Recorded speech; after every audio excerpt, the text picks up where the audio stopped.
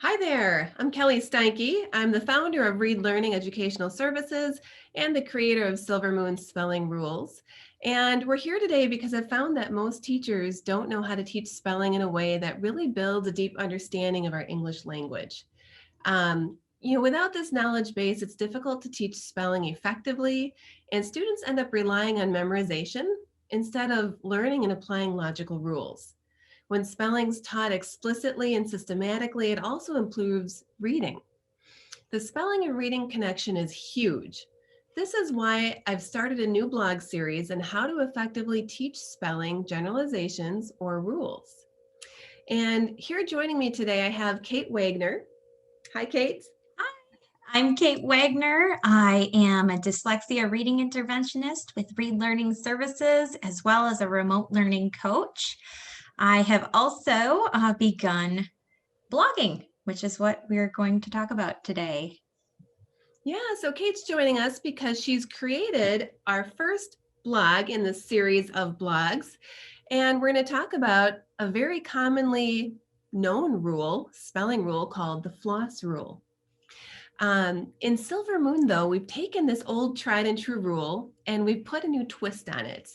And the rule name is actually going to be Sam Loves Fried Zucchini.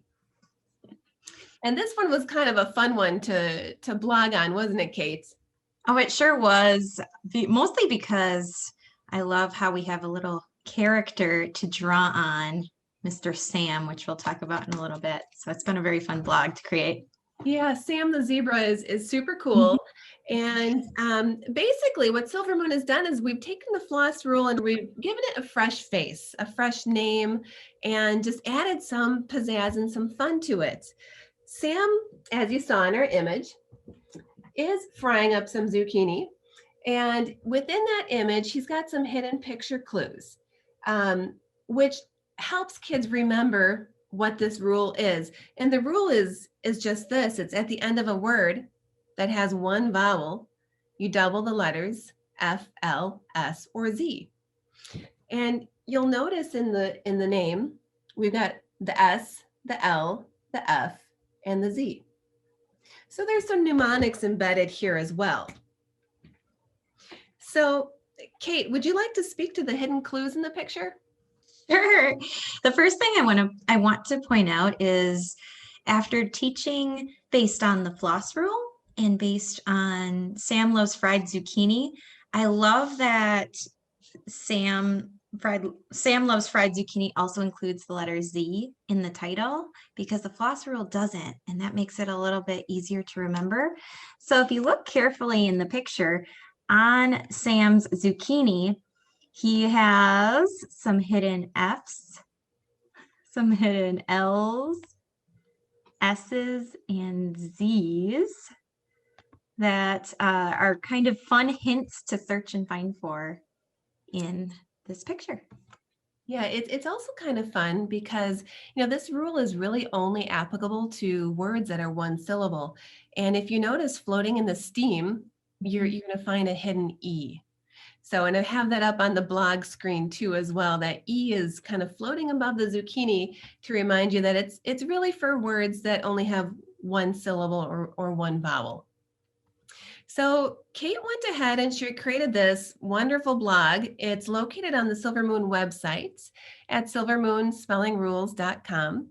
And what we want to go through with you today are a couple activities that we've created to help teachers teach students more effectively and just to help instruction. So if you scroll down through our blog, you'll notice there's a couple links down here. And when I pop those open, we'll have Kate walk you through a couple of these activities.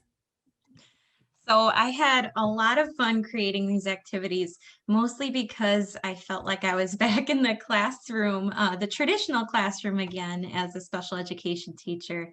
I often found I was making my own worksheets and reproducibles as it was then. So it was a fun recall back to my former job.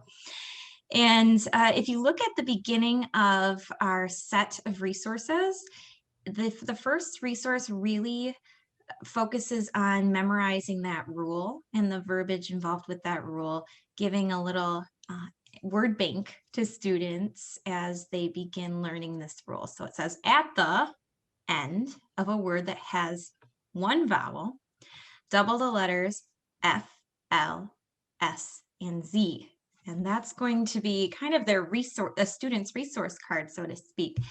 Underneath on the first worksheet, I wanted to make sure students really knew how to figure out how many syllables a word has based on the corresponding number of vowels. So one vowel by itself, one syllable. So that this is just a kind of a prepping activity for students at the bottom of this page. Yeah, this was really great to have here because this rule is only applicable for words with one vowel. Mm-hmm. So, and that would be why this rule is one of the very first ones in the instructional manual, because they are cumulative, and we'll of course build other rules on top of this one as we get into larger words. Absolutely. And I think sometimes this rule gets overgeneralized if you don't teach it at the base level of one syllable, one vowel word to start off. The second page is our multisensory connections. So I am a firm believer that we don't just learn through our eyes, we learn through our ears, we learn through our tactile sense, and of course a lot of our students learn in those alternative ways as well, much stronger than they may just with a visual. So the multisensory page is really an interactive page that you would give to your student, and you would give them some of these words to spell using the Elkanon boxes on the bottom, and possibly, if that's part of the practice, tap out at the same time. So using that multisensory connection. So this is really more of a tracking sheet for instructor-student interaction. Yeah, this is a great way to practice that letter sound correspondence too. And of course, you'll see that if you read through the directions and work with the manual, that you'll only put the double letters at the end on one finger if your finger's spelling, or in one box if you're using the Elkanon boxes. Good point. Great activity. And then the final activity, I kind of set this up for a traditional scaffolding method. So this would be the independent practice. The rule is reiterated at the top without the use of the word bank. So we're seeing if the student can recite the rule without assistance. And of course, at the bottom, the application part of the rule comes next. So the student is asked to go through really a thought process on paper. So they're asking themselves, is this word one syllable? What is the last letter? Is it F, L, S, or Z? And then finally, they give a final spelling of the letter where they would decide if they need to double the last letter or not.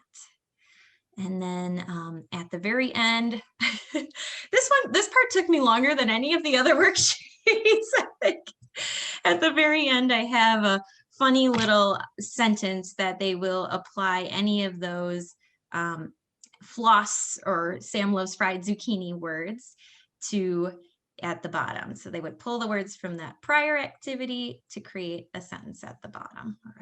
That's fun. That's super fun.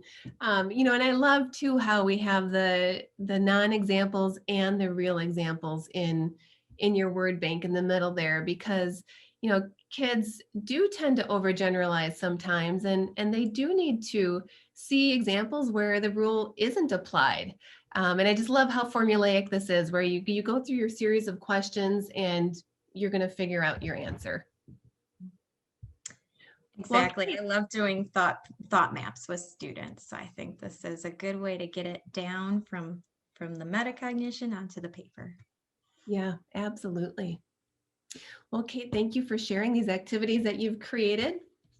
There are also answer keys available. If we pop back into our blog here, which is at www.silvermoonspellingrules.com, you click on the blog tab at the top, you'll find the link to the reproducibles here in the blue, and then you'll also find the answer keys here right below. So just in case you need to check those answers.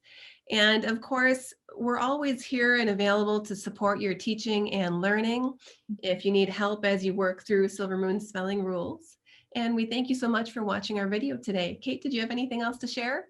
No, just enjoy the blog, enjoy the free resources. Those don't come every day.